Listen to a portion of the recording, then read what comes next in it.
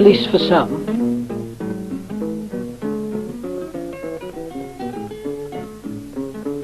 She's become quite a presentable looking dog now, and there they are playing together in the sun in the sitting room. They always follow the sun round, and as soon as we get them settled in one place, off they come to the next. Minnie has a very sweet expression, don't you think? Here I think Ian has asked her to do what we call her little trick, doing a botty bot, that is lying on her back with her legs in the air. But for some reason or other she won't do it. She's trying and does a sort of half turn, but she's evidently conscious that there's something. She's really trying, but she can't just roll over somehow. I don't know why. There, that's a poor attempt. Nobody had a bit of peace, and whenever they were near her she was biting at them and tearing them up all over. But now she is calming down a good deal. This is where I took them a walk along the road when the big gale was starting. They didn't enjoy it a bit, and I didn't either, but this is our television area, blowing about in the gale. That's gradually building up and getting more and more ferocious. It's February in 1962. You can see Lottie's very tiny, really, to take out in such a wind.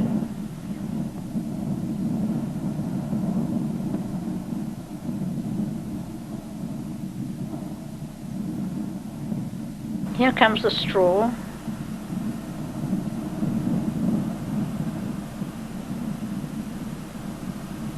Thankful I was to get in there. And the big clouds building up.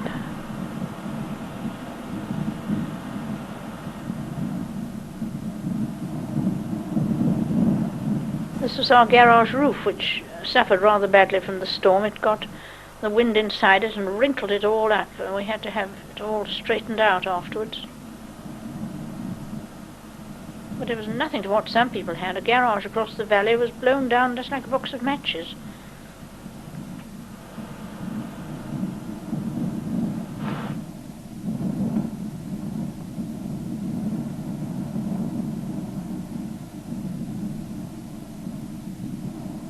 And across the valley the poor man had a lot of hens, and the huts were blown to pieces. That's Upper Stubbings, just above us. It's now condemned property, but has been bought, we understand, and we hope will improve considerably.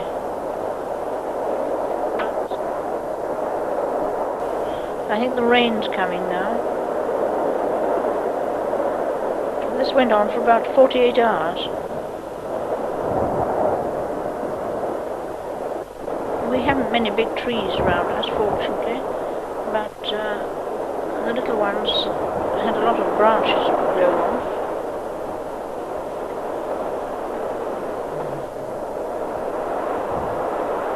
There's a very big tree blown down in the bottom. I think the next few pictures show it.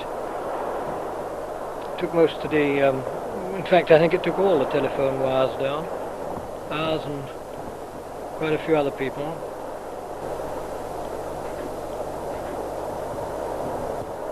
Here's the tree blown right across the stream. I think we were without a telephone for the best part of a week. Here are the telephone wires, you can see. Blown.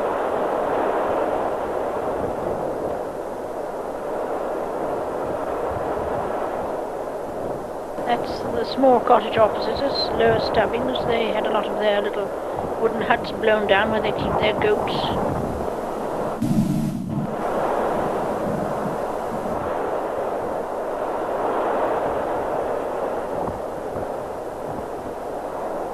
This is Buttress Lane on the way to our post box. The tree was blown right across the road, and for a night or two it was impassable, and lamps were put to danger. That's our farmer's barn. He had to have his roof repaired.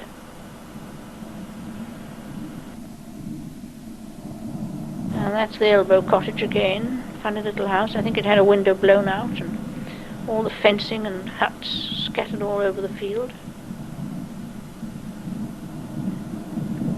That's where the goats were kept.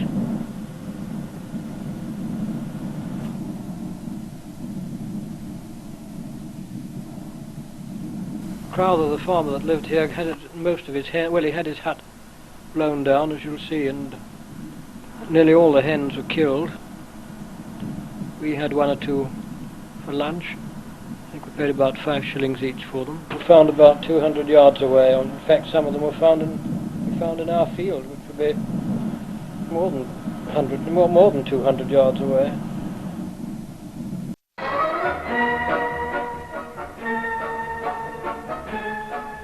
And so to mid-April in 1962, and the spot, St. Abbs at Easter.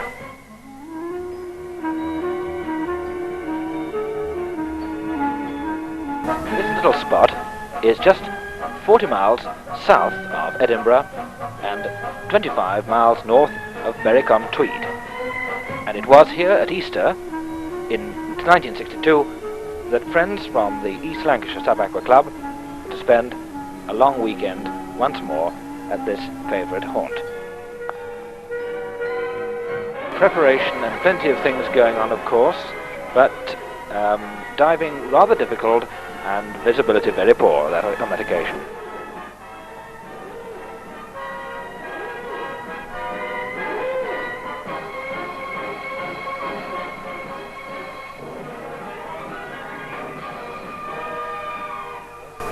Even, of course, the ladies have their preparation as well.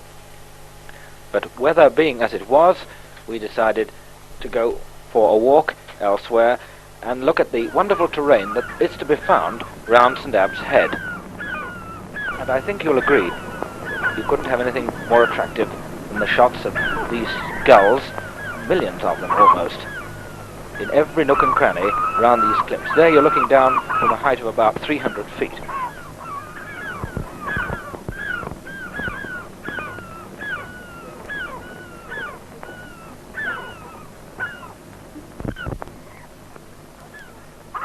The noise of these gulls is quite deafening at times, and indeed rather dangerous if you happen to look up.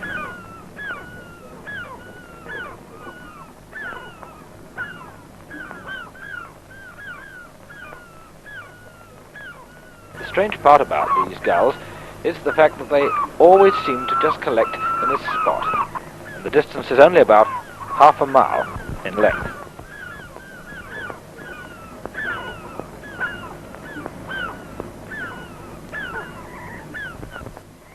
Just out of camera shot were some seals at the bottom of the cliffs.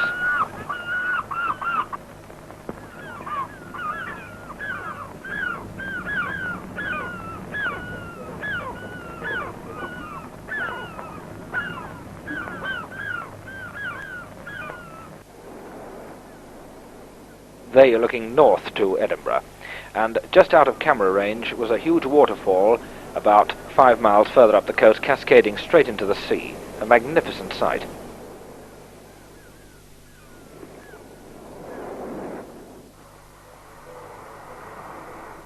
Always room for somebody. Steve, the secretary there, just getting changed in his neglage.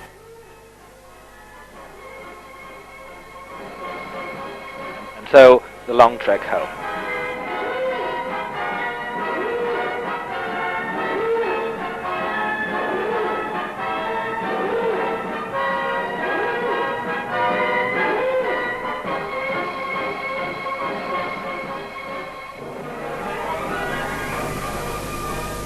This is the month of May. As you can see, the roses are out. Perhaps it's a little later than May, perhaps June. Lottie's got a bit bigger now.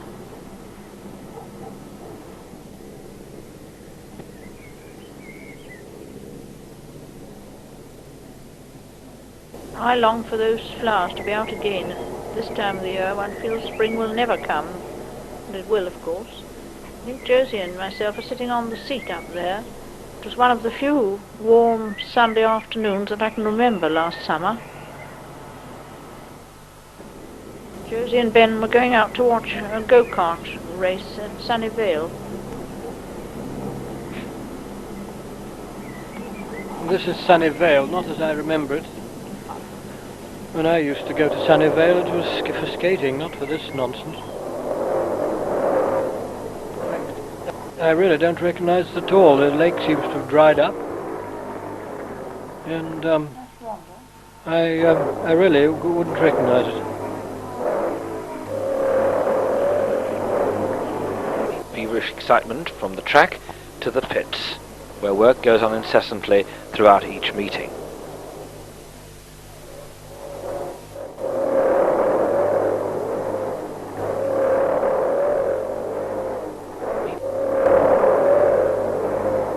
Meetings are now held every other Sunday here at Sunnyvale, and likewise around the country, with over 500 go-kart clubs. The four-man sport to motorcar racing.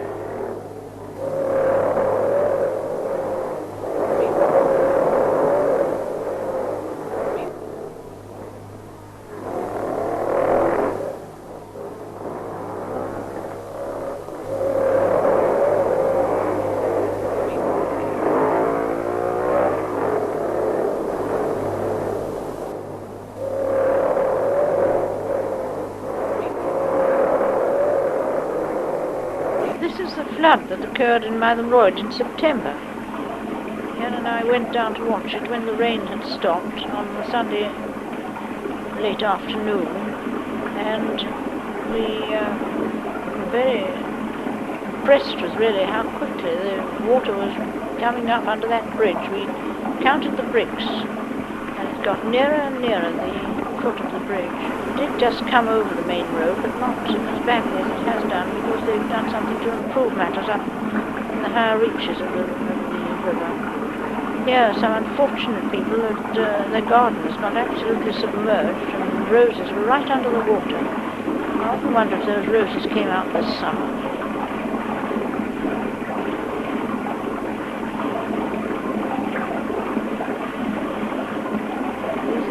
People waiting to go into church, wondering if they'll ever get across the river again safely.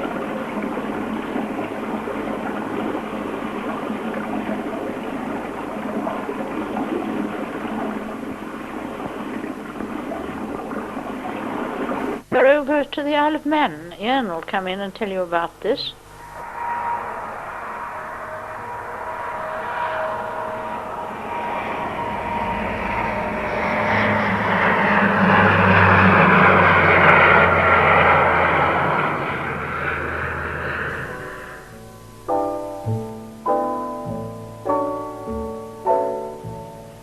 And welcome to the Isle of Man. You're looking towards Castletown, the most southerly little town on the Isle of Man. This is Fleshwick Bay, round by the Calf of Man, and looking towards Ireland.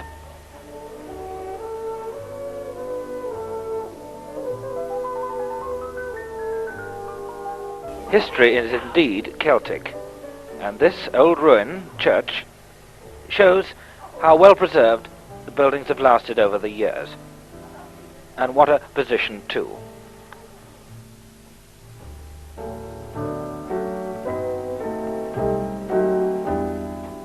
And in the long grass, now broken and trodden over, the old gravestones.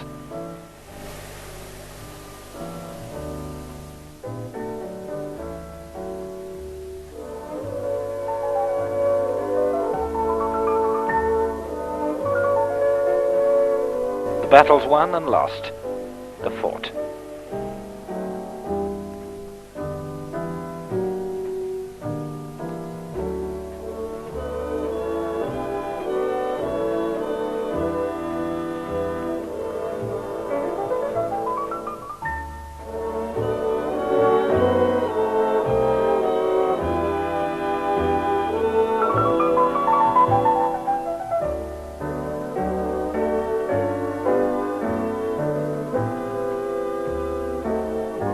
What a magnificent view they command, with the open sea, although rough on this occasion in the month of October, when I was there on holiday. You can just see the fort over to the left of the picture.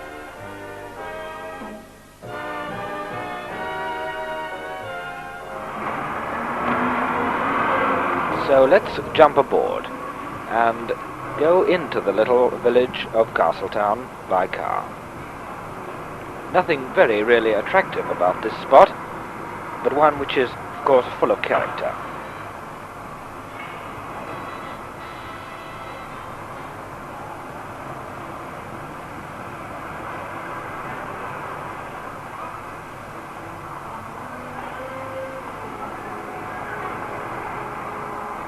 Decorations which appeared to have been up since the coronation.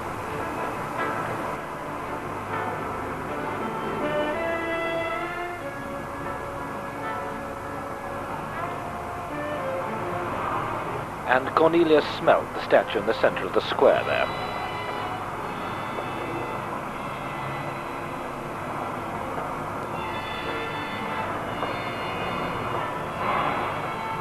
The post office dead ahead.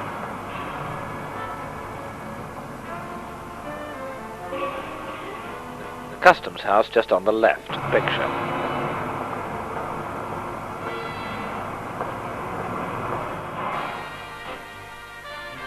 It's the coastline which is so quaint, as from the harbour wall here, even with the Castletown brewery on the right of the photograph.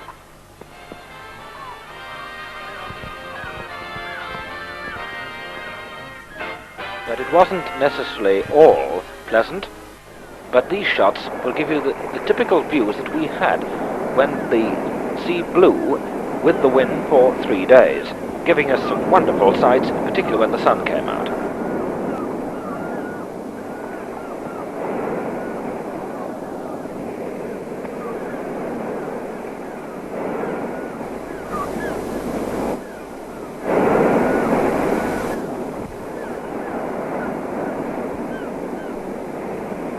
These shots were taken near Port St. Mary, and looking there towards the southern tip of the island, towards the Calf of Man. Here we are, in fact, at the Calf itself.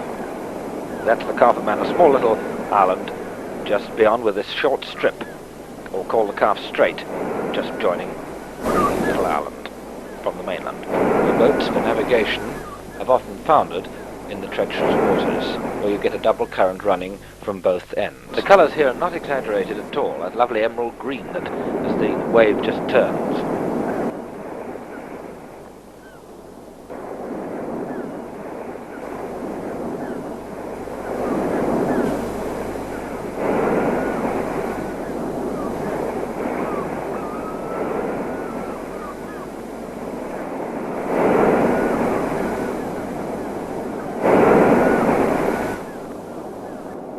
Final shot is taken at Castletown Breakwater, with the little landmark of the pepper pot, as we call it, at the end of the pier.